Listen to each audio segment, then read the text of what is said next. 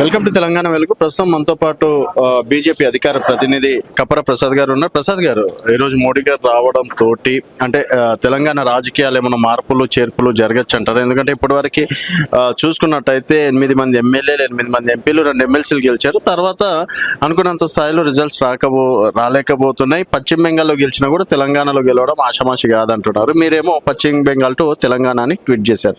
ఎంతవరకు సక్సెస్ అవ్వచ్చు? అంటే మోదీ గారు రాక అంటే బెంగాల్లో భారతీయ జనతా పార్టీ విజయం తర్వాత తెలంగాణ రాజకీయాలలో ఒక భూకంపం వస్తుందని చెప్పొచ్చు.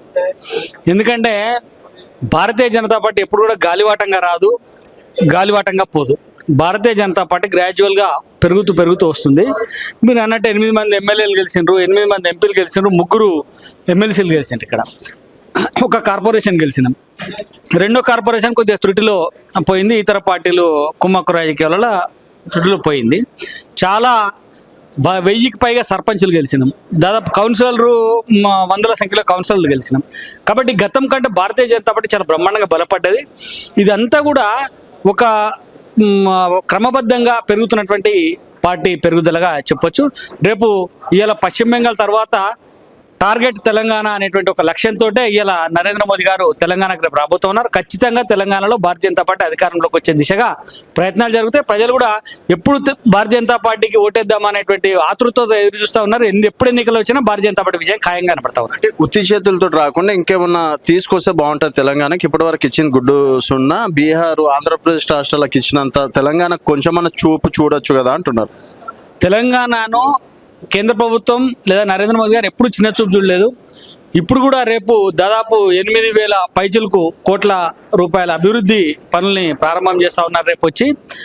గతంలో కూడా అనేక సందర్భాలలో 1,000 కోట్ల రూపాయలు తెలంగాణకి ఇచ్చారు. ఇప్పటికి కూడా నేను చెప్తా ఉన్నా, కాంగ్రెస్ పార్టీ కానీ బీఆర్ఎస్ కానీ, మీరు చేసిన అభివృద్ధి ఏదైనా కేంద్ర పథకం లేకుండా, కేంద్ర ప్రభుత్వ డబ్బులు లేకుండా మీరు చేసినటువంటి అభివృద్ధి ఎక్కడైనా ఉందా? ఊర్లో రోడ్డు, ఊర్లో గ్రామీణ ప్రాంతాలలో మురికి కాలువలు, గ్రామ పంచాయతీ భవనాలు, మీరు చెప్తున్నటువంటి పల్లె వనాలు, చివరికి మన శ్మశాన వాటికలు, మీరు ఏది తీసుకున్నా కూడా కేంద్ర ప్రభుత్వ నిధులతో జరుగుతున్నటువంటి పనులే. జాతీయ రహదారులు, 100 కిలోమీటర్ల జాతీయ రహదారులు కేంద్ర ప్రభుత్వంతో జరుగుతున్నటువంటి పనులే.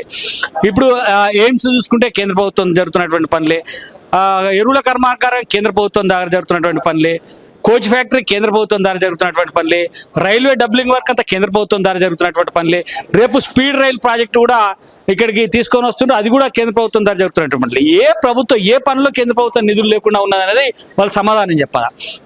ఇక్కడ గతంలో బీఆర్ఎస్ పార్టీ కానీ ఇప్పుడు కాంగ్రెస్ పార్టీ కానీ కేవలం అవినీతి పార్టీలుగా మారిపోయి ఉన్నటువంటి తెలంగాణ సొమ్మును దోచుకునే పార్టీలనే మారిపోయినాయి తప్ప అభివృద్ధి లేనేలేదేమాత్రం. అందుకని బీజేపీ వస్తేనే అభివృద్ధి, తెలంగాణ అభివృద్ధి బీజేపీ ద్వారా మాత్రమే సాధ్యమవుతుంది అనేటువంటి విషయాన్ని ప్రజలు అర్థం చేసుకుంటా ఉన్నారు. అంటే తెలంగాణ లాంటి రాష్ట్రంలో తెలంగాణలోనే వస్తాం ఖచ్చితంగా. తెలంగాణలో ఇప్పుడు మేము పశ్చిమ బెంగాల్లో 3 సీట్లు గతంలో, ఇప్పుడు అధికారంలోకి వచ్చినాం. తెలంగాణలో ఇప్పుడు 8 సీట్లు మాకు. రేపు ఖచ్చితంగా అధికారంలోకి వస్తాం. తెలంగాణలో ఎట్టి పరిస్థితుల్లో భారతీయ జనతా పార్టీ రాబోయేటువంటి రోజుల్లో అధికారంలో వచ్చి తీరుతుంది. భారతీయ జనతా పార్టీ ముఖ్యమంత్రి రేపు తెలంగాణను పాలించబోతా ఉన్నాడు. Thank you.